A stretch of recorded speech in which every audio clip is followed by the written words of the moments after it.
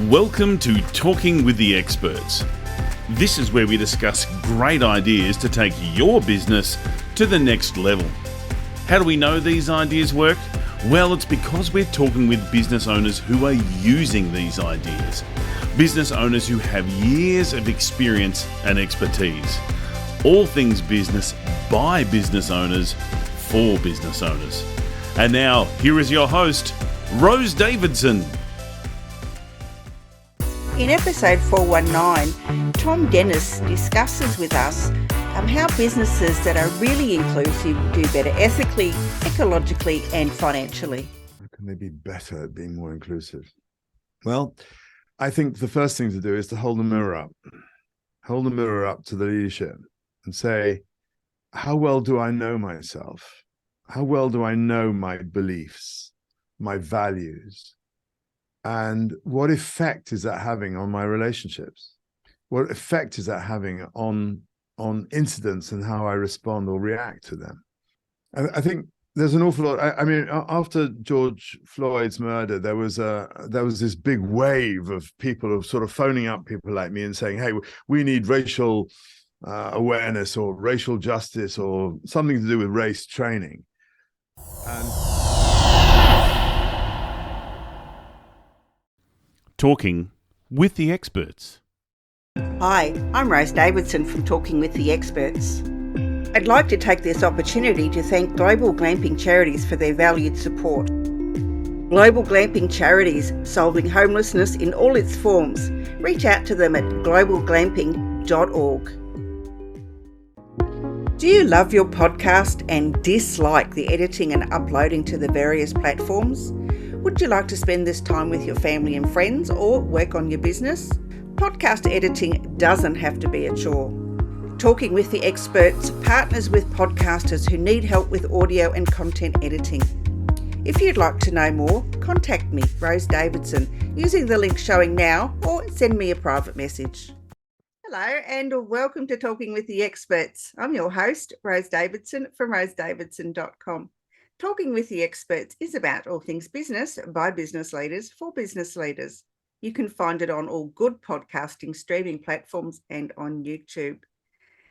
And my guest today is going to be talking about how we can include inclusion and have businesses that are really inclusive to do better ethically, ecologically and financially. Now, my next guest is Thom from the UK, and he has a Master of Science in Change Agent Skills and Strategies, expertise as a certified facilitator accredited with the CQ Centre, and an NLP Master Practitioner. He has 17 years experience as an officer in the Royal Marines and has worked extensively around the world. Thom brings all of his experience together as a CEO of Serenity in Leadership and as a speaker, facilitator, change agent, consultant, and educator.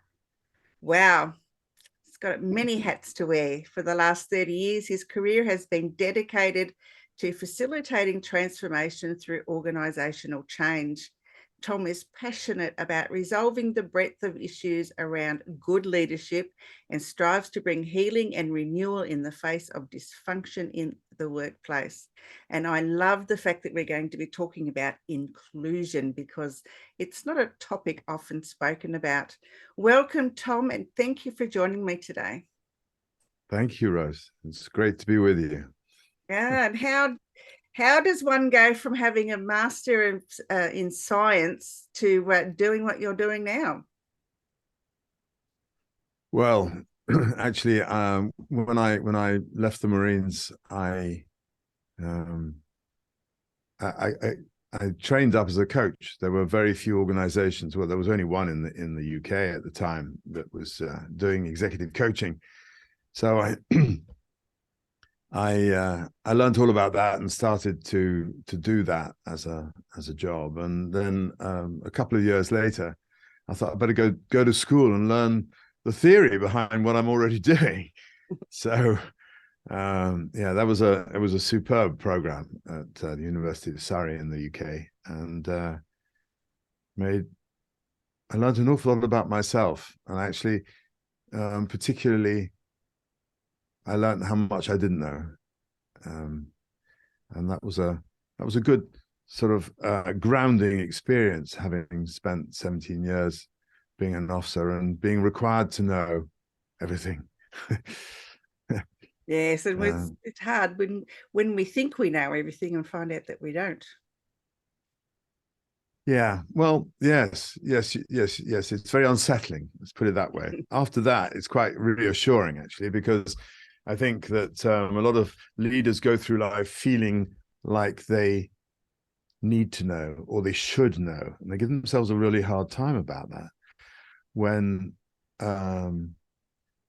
actually, if you can share with a certain vulnerability with your people, that actually, I don't know the answer to this, but actually together we can find a good resolution. That actually in and of itself is a very inclusive move. Whereas you'll still find quite a lot of organizations where the C-suite is, it's on the top floor, and you've got to know the code to get to the top floor in the elevator or the lift. So it's a sort of it's a lofty place, and it's a very fragile place. And I think today, with things changing as they are, and we could talk about that, that there's a real need for leaders to sort of relax a bit and say, well, I really don't know, and that's okay. But then how do we go forward with that? Yeah, so I mean, people talk about having inclusive workplaces, but how can leaders, businesses, corporations, be better at being more inclusive? How can they be better at being more inclusive? Well, I think the first thing to do is to hold the mirror up to the leadership and say, how well do I know myself? How well do I know my beliefs, my values? And what effect is that having on my relationships? What effect is that having on incidents and how I respond or react to them?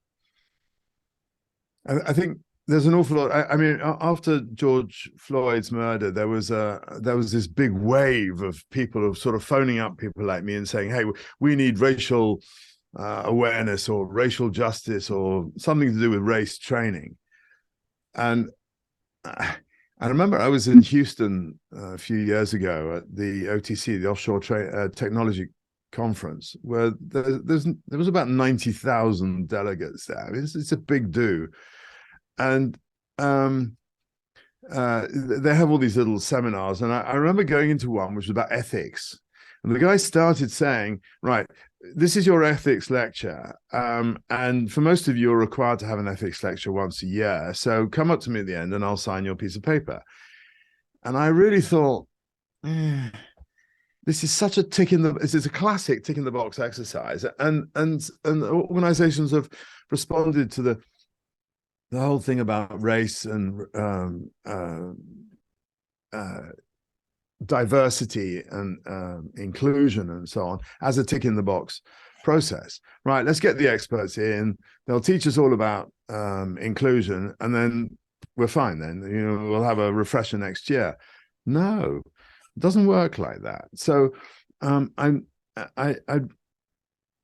if you really want to be inclusive, and it's not easy and it's challenging, but if you really want to do that, and there's stacks of reasons, commercial reasons why you would, then I think you've got to start, as I say, by putting the mirror up, particularly to the C-suite, the executives in the organization, and look at how well are we working together.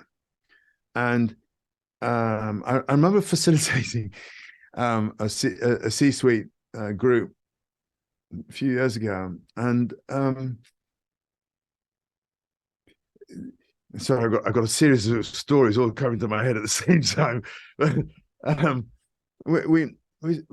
I said to them that they were having a particular problem, and I just said, look, hold on, here's the flip chart.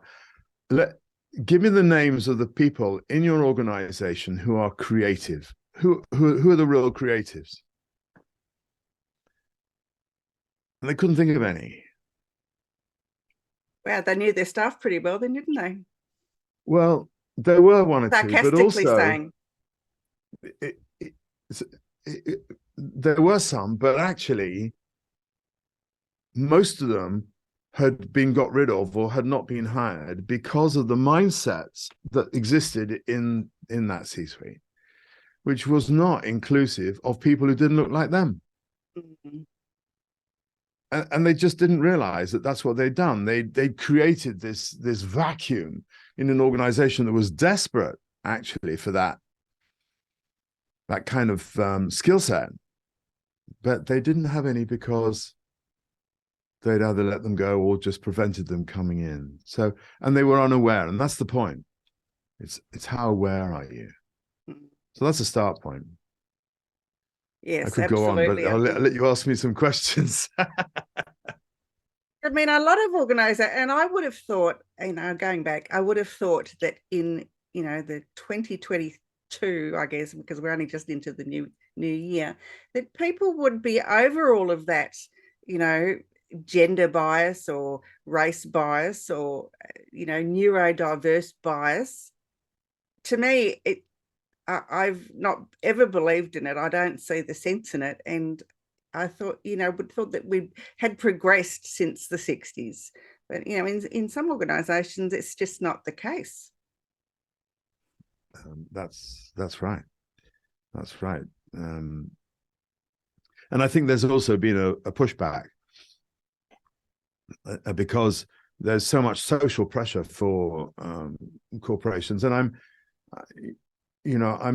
I guess I'm speaking roughly globally. Every country, every society has its own sort of particular movements. But if you look at one extreme in Afghanistan, what's going on with the way that they're treating women, you look at Iran and what's happening there, and then you look at the Middle East. There are such entrenched views, and it's very easy actually to sort of sit on a high horse from us enlightened places and look down at those societies, but actually we're in our own ways almost as bad. It's just we cloud it with humbug, political correctness. and all of that stuff. Yes. And how many women are there CEOs of major corporations? Is it going up? Kinda. In some countries, it's actually started to go down again in the last couple of years. The pandemic has changed a lot of mindsets, and I think one of the things that's exciting is the young generations. I always try and have somebody around sort of the middle 20s working in our organization, because they've got such wonderful ideas and such great challenge and such non-acceptance of what older generations have taken as read. But in any push like that, you get pushback. And it's very interesting working with startups, and some startups are really enlightened, young people out of university, driving to make a difference, and then there are some who are just driving to make money, and you get it's almost like a schism. And the ones who are driving to make money, you get all sorts of mental health problems and stress and people falling out and all that. And then there's the ones who are just utterly motivated by their purpose. Purpose. We didn't talk much about purpose some years ago, but it's really an important sort of thing to address these days. And these young people have a real purpose, and they don't have the same problems about mental health and burnout. Some of them still do, because they're, running a startup is jolly hard work. But nevertheless, they're buoyed by that sense of purpose, which is something bigger than just making money. And of course, the moment you get involved with VCs, venture capitalists, and all that stuff, it's very easy to become under an enormous amount of pressure to give them return, which in many cases kind of is very destructive for the essence of the organization. So there's real tensions there. Yeah, I think generational change needs to take place too. I think younger people have a lot of value to provide to organizations, but because they're young, a lot of leaders within that particular organization don't see the value in them. No, because they don't behave in a way, a classic example is the bar, the law firms. I can't remember in Australia, do you call them barristers? I think you do, don't you? Yes. Yeah, because in the US they're sort of attorneys. But so I'm talking to lots of barristers, various age groups, and women barristers they will all tell you that the misogyny that they had to fight through to get anywhere was drastic. But a lot of them would say, well, to the young ones now, look, just grin and bear it. Just deal with it. It's, someone pinches your bottom, they pinch your bottom. Just get on with it. And there's this acceptance that that's the way it has to be in order to get on. And the young people are saying, no, I've got different principles, and I'm not going to accept that. And so the more senior leaders are looking at this and saying, well, I had to do all that, so you can do it. And they're losing people because they're not listening, and they're not sufficiently open to a freshness that is coming in that says, I'm not going to work for you unless you tell me what your purpose is and whether I can resonate with that. Nobody said that 10 years ago. And this is partly something that's come out of the pandemic. A lot of people have had epiphanies by having to be alone or sitting at home and say, I don't want to commute an hour a day either way or more. I've had with that. And going into this, the whole concept, the whole paradigm of working 9 till 5. Why are we doing that? It's based on a model that, came from the 1800s. And it doesn't work. It doesn't work. It works for some people, but for an awful lot of people, it doesn't. But they've never had the opportunity or seen that they've had an opportunity to question that, which is one of the reasons there's been so much pushback with the Great Resignation and people saying, no, I want to work from home. And then, in the context of what we're talking about, inclusion, you've then got this real challenge. I think for leaders today, it's really difficult because there's all these new challenges that are coming in over and above the sort of normal ones that they've had for years. To say, well, how do I manage when, say, 3 days a week, maybe 4, I don't know, people are working from home, or maybe they're entirely working from home. Because how can I be inclusive? I can't do it on a Zoom call, or it's extremely difficult. So some organizations are saying, right, 3 days a week you work from home, 2 days a week you come into the office. Something like that. There's some organization going for that kind of model. The question is, what do they do when they come into the office? because the old paradigm says, right, there's your office, get on and just do what you always did. Why would you do that? You've been doing all your emails and everything else at home. So if you come into the office, let's mix. Let's have places where we can be creative.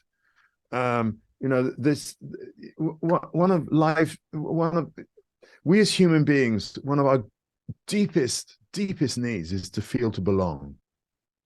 And actually, it's hard to belong when you're just on Zoom calls. It's not impossible, but it is hard. But you've got this opportunity now when people in the workplace to come together in a completely different way to how they used to. And the organizations that are actually exploring that are finding all sorts of things that they didn't know and didn't have, and people are working and responding very differently. So it can work, and it's a challenge. And for leaders, that's something that they often need help with. Is how can we be different? How can we think differently? Yeah, I used to work for the Australian Customs Service, which is now called Border Security or something like that. And when I left, I was told that I was well ahead. I was a really good customs officer, but I was ahead of my time, and they weren't ready for me. And I back in the 90s, when open plan officers, became all the rave, and I really liked them because you could actually talk to the person without a barrier between you. And you weren't stuck in these little cubicles. And I know a lot of organizations in the early 2000s were only just adopting that model. And to me, it was ridiculous. Why would you be sticking people in offices and cubicles and, where they can't interact with each other? And it was taboo to, have a coffee chat or a water chat over the water cooler or in the tea room. You're only allowed to chat in the tea room. Well, we need to have that human interaction. Otherwise, we can't be, can't be ourselves. We can't function as well if we don't have that and we're separated. And but the comment that I was ahead of my time and they weren't ready for me was back in the 80s was like, oh my God.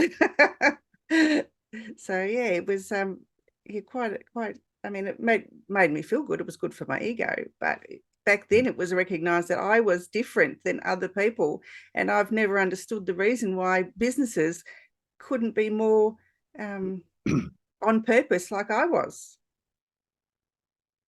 It just seemed to me strange that we've had to wait till 2020, the 2020s to move into that model where people are now more accepted and now more able to express themselves, and going to the 4-day work week and working from home and all those sort of things. And work from home was touted back in the 90s, and people were poo-pooed at it because it was never going to work, and 4-day work weeks were never going to work. But now they are working, and so what's changed? What's shifted? Well, I think with the I was doing an interview on one of my podcasts the other day with he's the chief scientific officer of a pharmaceutical, and I asked him about the pandemic, and he said it was incredible. He said there were so many changes made in days, which otherwise would have taken many, many, many years. So, the sort of needs must. And but it was like its time had come, because people took to it so easily. It's really strange, how something so traumatic could just change the way humans did things to survive as organizations, when it was even suggested, and they'd actually wouldn't progress. It wasn't even on their radar. But in a sense, it's forced some, not all, but forced some management organizations, sort of management teams, if you like, to face the reality. As I say, when you're up in that Ivory tower, ivory, yeah. yes. I don't want to knock them. I mean, it's jolly hard work, and it's very difficult being up there. I mean, I've worked with an awful lot of C-suites, but nevertheless, power does affect people in particular ways, and I think the word that's in my mind is trust, because I remember working with a national bank a few years ago, and they were trying to save money, so they were closing down a number of their very large offices in London, which had a huge overhead. And their solution was to send people home to work from home. And all the managers, not all, but an awful lot of them were up in arms saying, this will never work. How can I supervise? How can I make sure they're working? And when they get home, they're just going to be playing with the children, doing the washing up, and they're not going to be doing any work. And that was based just on an old paradigm. It's the old way of thinking that I have to manage. It comes back to sort of a very basic skill of delegation. What is delegation? Come in here and I'll tell you how to do it. Or come in here and this is the outcome that I'm looking for. Now go away and work that out. And if you need some help, come back to me.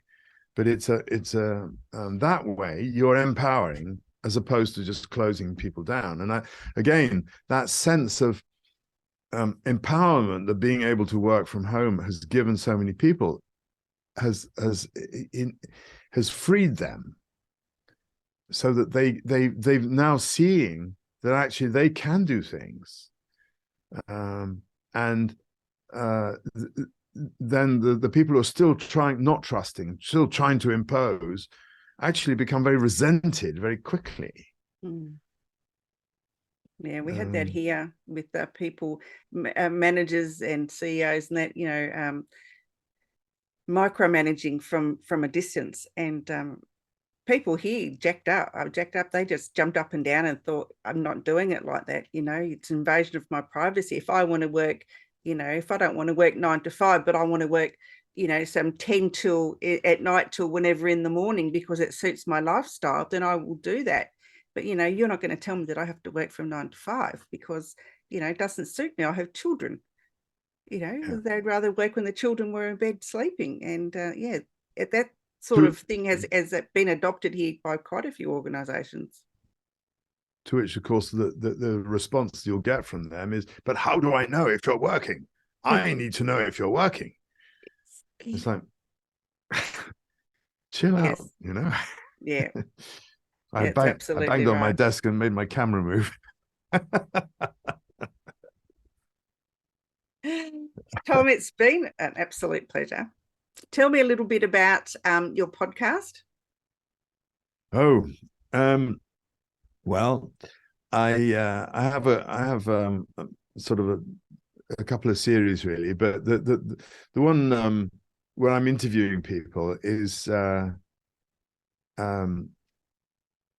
what's it called? It's called Leading Responsibly in a VUCA World with Integrity and Purpose.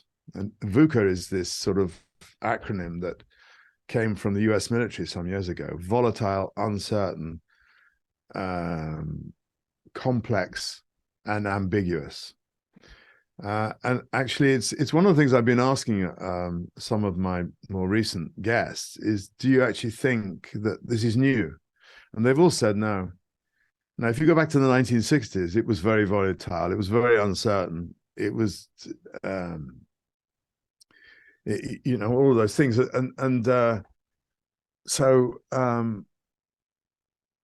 think that there can be this human tendency to say, my problems are worse than yours. We were, when I was a boy, everybody had it easy.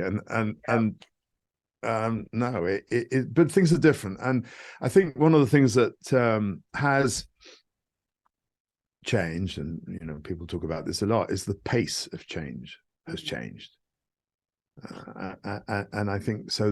The ways of leading in the past just don't work now. No. I So mean, look, we they have came to up with the injections for vaccinations for COVID within months, which would normally take years and years to manufacture and test and whatever. But within months they had these vaccinations out amongst the world. So if that can happen in just a few short months, and what else can happen really?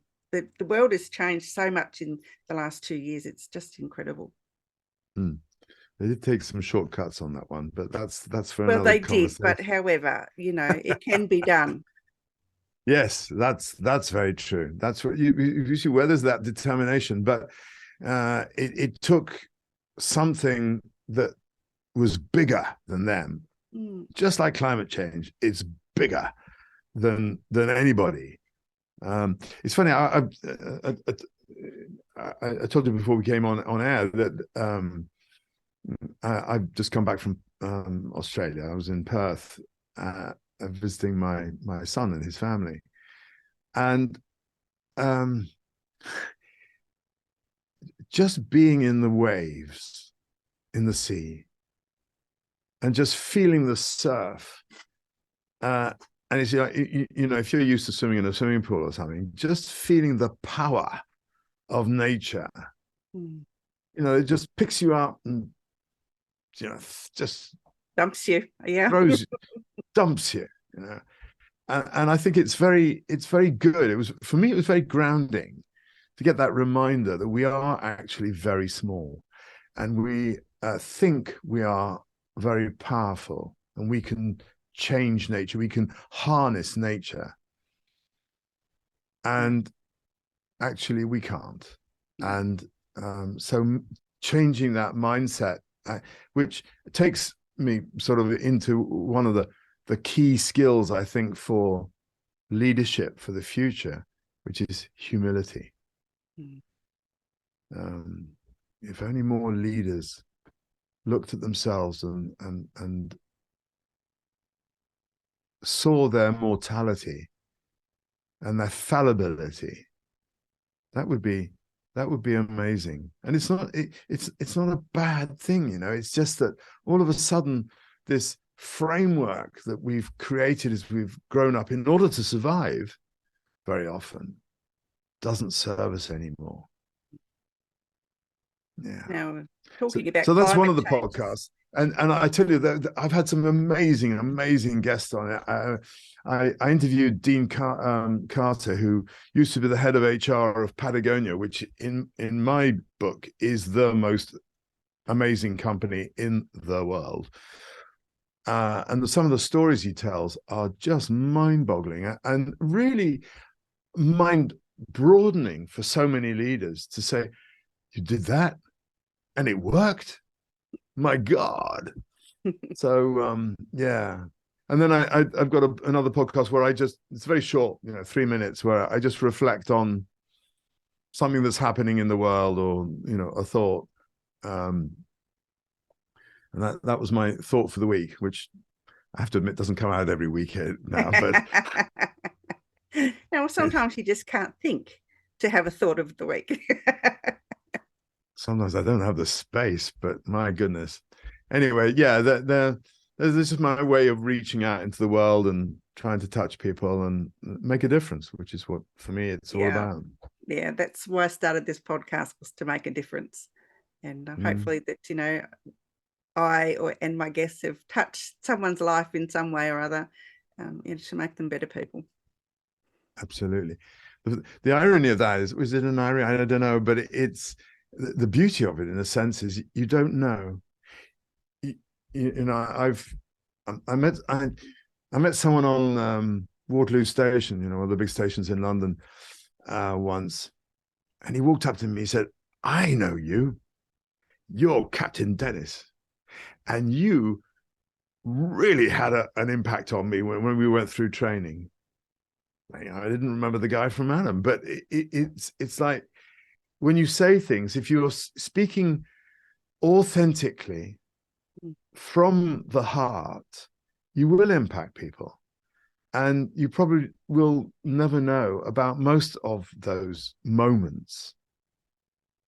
But just occasionally, it's really nice when someone says that and you think, that's really nice. I am making a difference. And I hoped I was, but I am. Yeah, it is nice to get the feedback to say that you have made a difference in someone's life. And unfortunately, it's those sorts of comments that too far between each other that, we tend to forget that people do appreciate us. Yes. Yeah. Well, I hope you get feedback from this podcast, this vodcast. I'm sure I will. Yeah, I hope that some people write in and say, hey, that podcast you did on whatever it was, that really made a difference for me. Thank you. That'd be lovely, wouldn't it? Thom, where can people find you if they would like to work with you or talk to you or just connect with you? Well, the website is serenityinleadership, all one word, .com.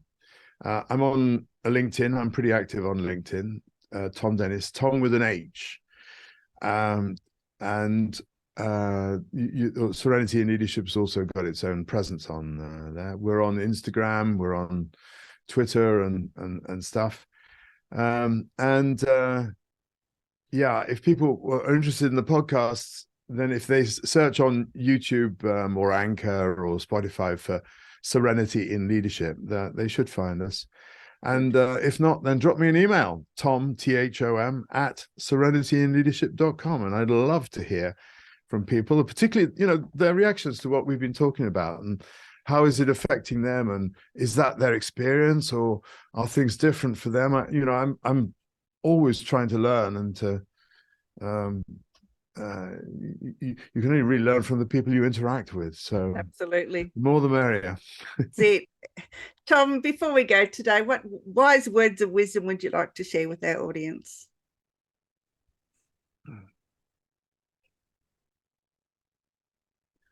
I think one of the things that really has come out very strongly from the dialogues that we've run over a period of time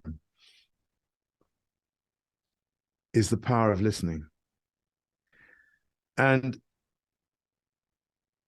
with all the iPhones and the Googles and the computers and the whatever, it's so easy to be so dispersed.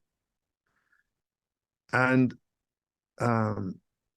you can be talking to someone and you're multitasking, and actually it's not awfully respectful.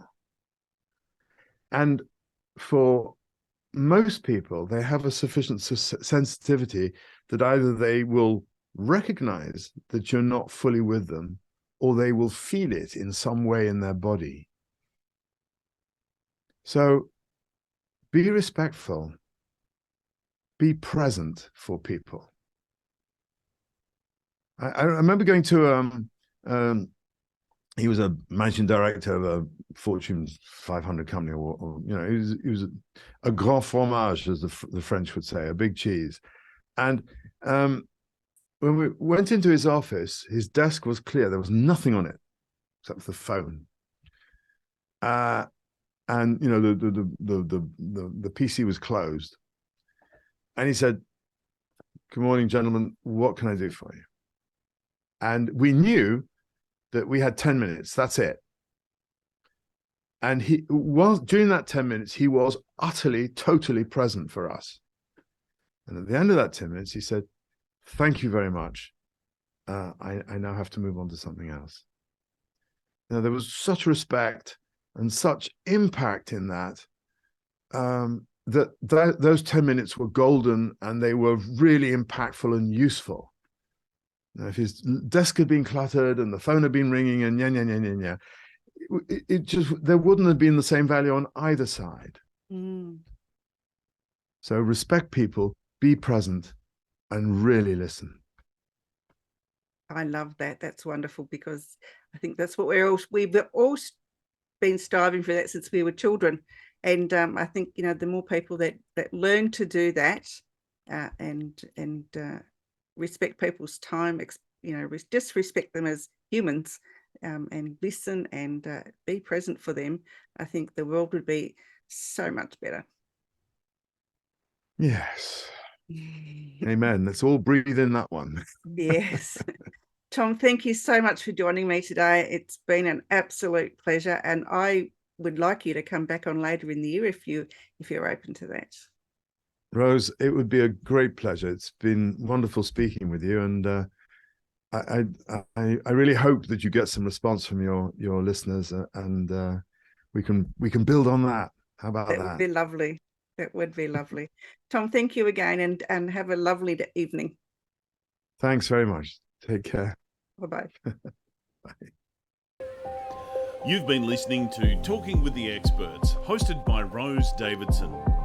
Make sure you have a look at our back catalogue over at talkingwiththeexperts.com. And be sure to subscribe to our podcast so you don't miss out on any episode. We look forward to your company next time.